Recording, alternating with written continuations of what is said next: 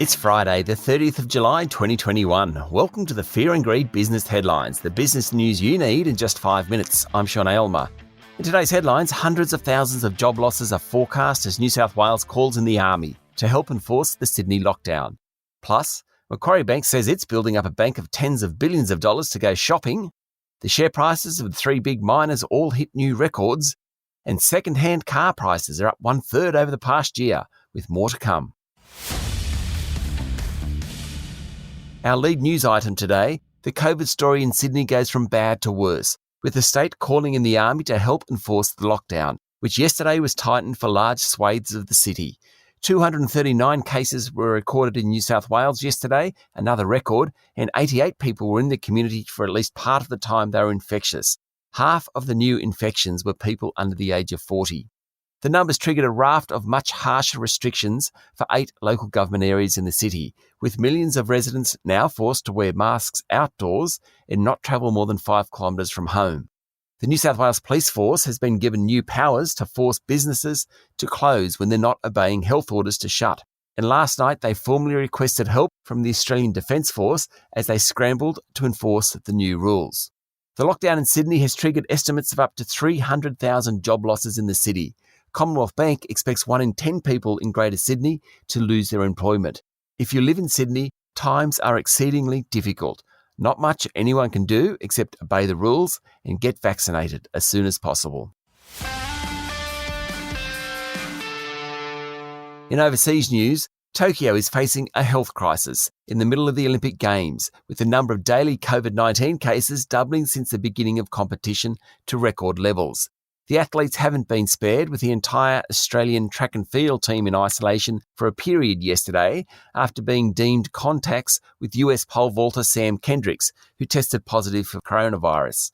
There were 24 cases reported yesterday within the Olympic community, taking the total number since the start of the Games to almost 200, including 23 athletes. Wall Street rallied overnight, with the Dow Jones Industrial Average and S&P 500 both hitting new highs.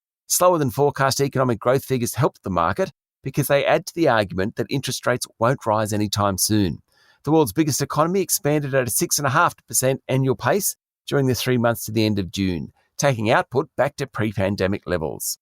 And the United States is leaving Afghanistan after spending around $840 billion US, and the country remains poor, aid-dependent, and conflict-affected, with any potential economic growth in the short term further limited by the lingering effects of the COVID-19 pandemic. That's the judgment of the Special Inspector General for Afghanistan Reconstruction. American troops are due to leave the country in 6 weeks after nearly 20 years. Locally, Macquarie Group said it will reduce future dividend payouts to keep enough money in the bank, estimated at tens of billions of dollars, to buy assets that come up for sale as the global economy recovers. Chief Executive Shamara Wickramanayake said trading conditions for the 3 months to June were significantly up on a year earlier. She hoped the COVID vaccine would be rolled out by the end of the year to get things back to normal. But in the meantime, the bank was monitoring its provisions for bad loans in response to the current lockdowns in Greater Sydney.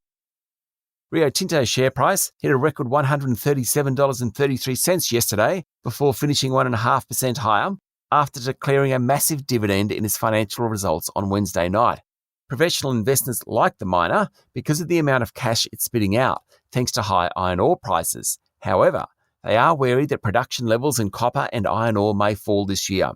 The good news out of Rio helped the other big iron ore miners yesterday, and all three, including BHP and Fortescue Metals, were trading at record levels. The Victorian lockdown will force landlords to defer or forgive rent for struggling smaller retailers until the beginning of next year. As the state recovers from its latest lockdown, retailers with a turnover of less than $50 million, who have seen a 30% drop in sales from pre-COVID levels, must receive rent relief. Fair enough, but the people missing out are the big shopping centres, many of which are part of yours and my superannuation fund. Second-hand car prices have jumped around 34% over the past year. Yes, risen, not fallen, and will continue to remain elevated until well into next year.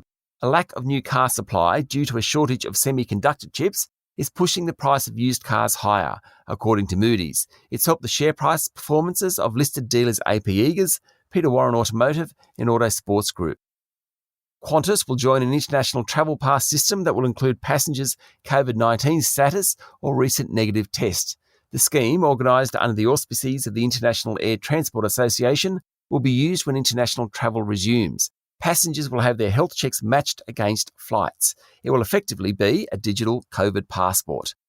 And finally, the Olympics. Jess Fox, three-time Australian Olympian who has come so close but never quite got the cigar, finally won gold yesterday in the canoe slalom final.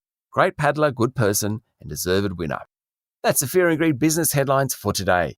Make sure you hit follow so you get it every morning. And if you'd like more detail and more stories, search for our longer daily podcast called Fear and Greed.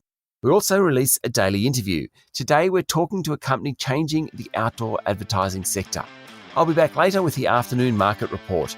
I'm Sean Aylmer. Have a great day.